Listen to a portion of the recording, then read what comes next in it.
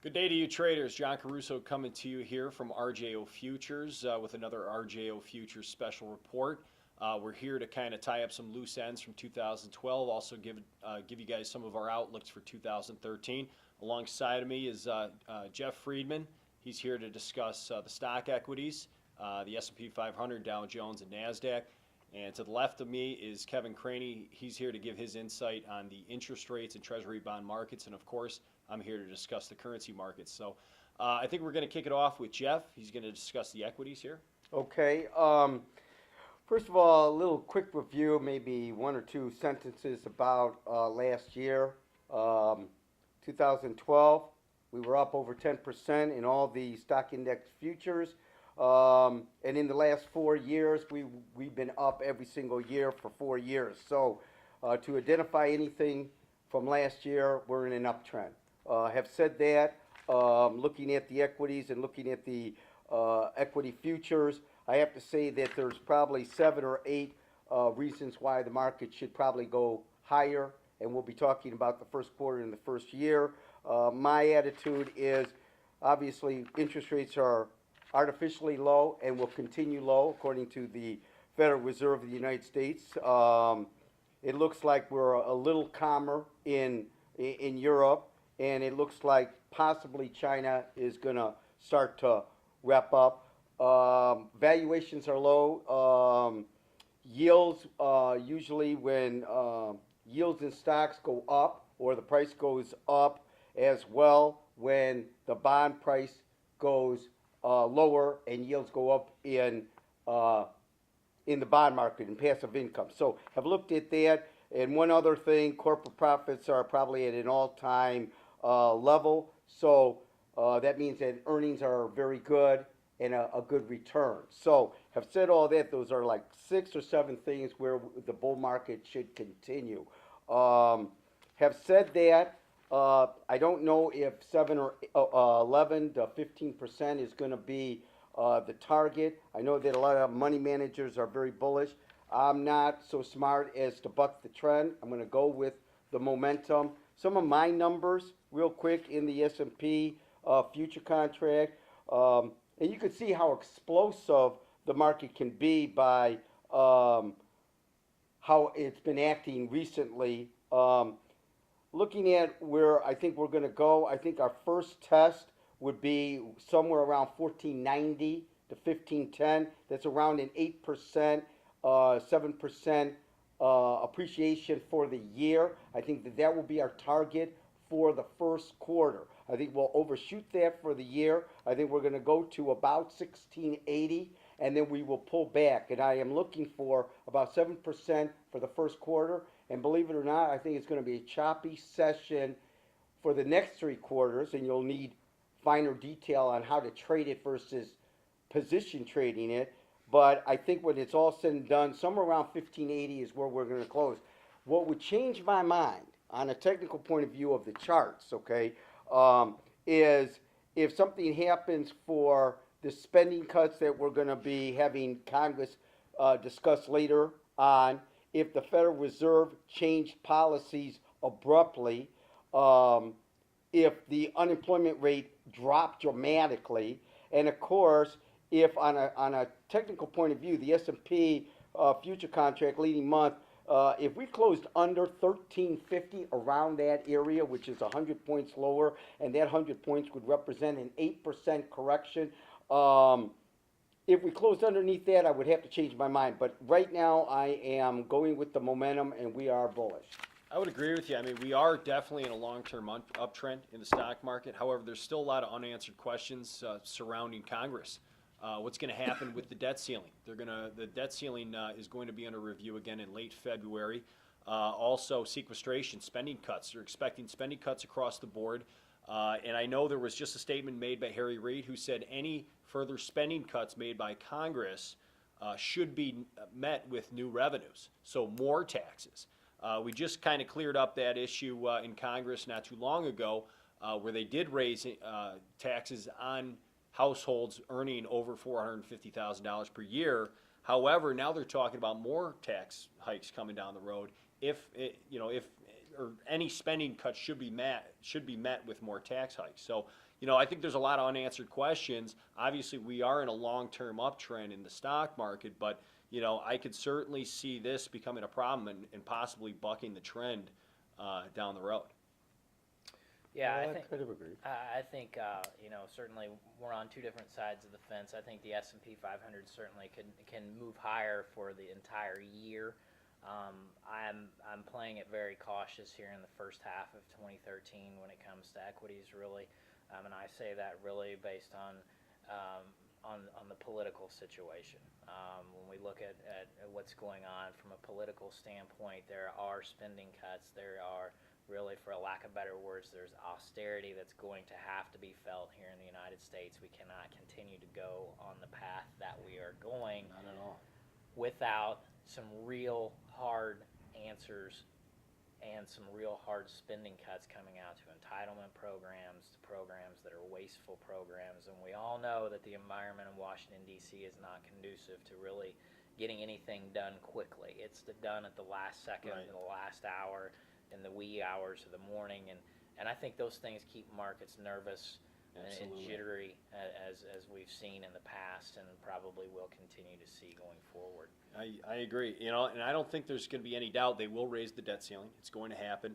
But right now, the United States are spending money at a rate of $10 billion per day, which is $3.65 trillion over the course of the year. So there's no doubt that we're going to have to cut spending. I believe that is the real problem. Sure, revenues have to go higher. Taxes also have to go higher. But I think the biggest problem right here surrounding the market and that the market will be facing over the course of the next couple of months is what are they going to do with spending? So, It's kind of funny. I agree with both of what you're saying, but I have a different spin on it. And the spin is that they can't get along in Congress. The ones that don't want to cut spending are kind of in control, meaning they can make sure that nothing gets done. And I agree with you. It won't get done until the 11th and 59-minute hour. And then it's going to be tokenism and settlement and kick the can a little bit. Right. And they're going to cut as little as they can. And when they talk about, hey, are we going to raise taxes a little more because we don't have enough money, it won't be for this year. Right. Okay, so now we got that all out of the way, and the guys that wanted to keep without falling off the cliff won the battle. And now they're going to drag their feet, in my opinion. I could be wrong, but I think they're going to drag it out and Right, sure. as little as possible. Meanwhile, you got the Fed coming in, pumping money. And one of the bullish comments is low inflation. Now, we have such low inflation that we're going to uptick, okay? So I'm kind of bullish on other markets as well. And I think that the bond market could, especially on the long term of the curve, sell off a little bit. Looking at the currencies, I think that, the dollar might continue down, which would fuel commodities going up. Sure. So not only am I bullish on the S&P, but I'm bullish all the way around. Outside Now, markets, sure. is my timing a little off for the first quarter, like what you guys were talking about? It might be. So I got to go with the momentum until the market tells me, hey, you're wrong, you got to get out, we're going to have a sell-off. Sure. So that's kind of how I'm looking at it. How do you tie this in with interest rates and bonds? I mean, where do you see? Yeah, well, I think when you look at what happened in 2012, really with the interest rate market, we saw unprecedented action out of the Fed. We saw an extreme amount of money printing, an extreme amount of bond purchases, be it through treasuries, open-ended treasuries, as well as through mortgage-backed securities, really trying to hold these rates down. We saw treasuries hit historical low yields. Really mid-year 2012. Since mid-year 2012, we've seen those rates start to rise again gradually through time. Sure. And I think that really when you look at 2012 and you take a step back and you say, wow, did all of that monetary policy really work?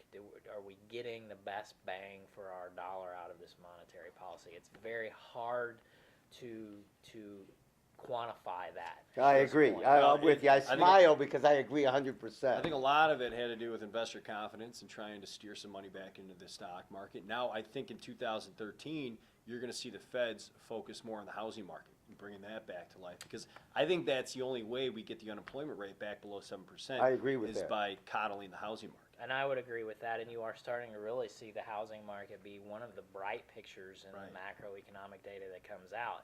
I think a key to that, though, is keeping interest rates at these low levels at this particular point in time.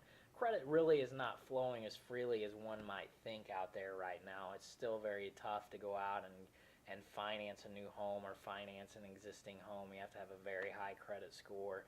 You have to show a lot of documentation, which is great coming from the environment that we came from, but just to say that credit's flowing easily would be a false assumption at this point in time, and that's why those rates have to stay low at this point. I agree with you, and with low interest rates and higher bond prices come a weaker U.S. dollar. More stimulus that keeps hitting into the market. My predictions for the U.S. dollar, I think at the bottom end we're looking at about 77 to 78 down in that range, and on the top side about 82. So I think the first quarter we could see it kind of waffle back and forth between 77 and 82. But I don't think we're going to see any major breakouts, on the short side or the long side in the U.S. dollar, because you can't see it. Once we get down around that 78, 77 level, you do, somehow see the market become extremely oversold. I think a lot of that, it raises a lot of issues and analysts talking about the destruction of the U.S. dollar. And, magically you do see that market come back, and I think we're going to see it stay in the trading range throughout the And first I think quarter. from an interest rate perspective, you see prices on 30-year and 10-year Treasury bonds just continue to oscillate through the first quarter of 2013.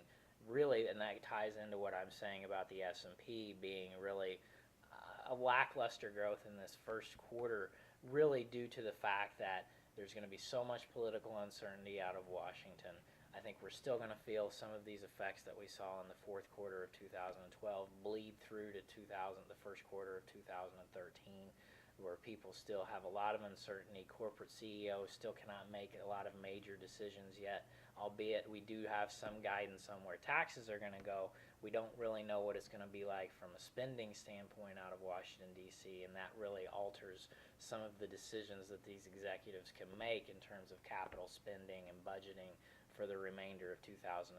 So really I look for the Treasury prices right now on 30 years, really around 145 to the upper 150, 151 level on the 30 years is really where I kind of see things oscillating through the first quarter of the year, depending upon what we get. And I think a key theme that hasn't been touched on yet is Europe. Europe is still in the equation. Nothing has been solved over there. It's been very, very put on the quiet. back burner, right? But they have Kicking the can down the road, exactly, no doubt. Exactly. So if things flare up there, certainly you could see Treasury prices start to move even higher, back to 2012 highs, yields certainly lower, and that having an effect on some of the outside stock markets as well, because we haven't heard much out of Europe for good quite trade. a few months. Probably a good trade for both items that you talked about is this defined, reign in the dollar, in the bond market, in the 10-year, the 30-year bonds, and in the currency market, the dollar or the euro. It's well defined, and there's a great opportunity. You hear it all the time. Sell at a certain resistance level, buy at a certain support level, and just back and forth. I mean, you can make a fortune if you can do it right. Options, selling calls when the market gets to the top of its range. Exactly. Puts at the bottom, that could be a great theme for the first quarter. Yeah, it could be. I agree. Well, I think we're out of time here, guys. Thanks a lot for joining me. Once again, I'm here with Jeff Friedman, Kevin Craney. Once again, I'd like to invite you guys to follow us on our social media networks. We're on Facebook. We're on Twitter.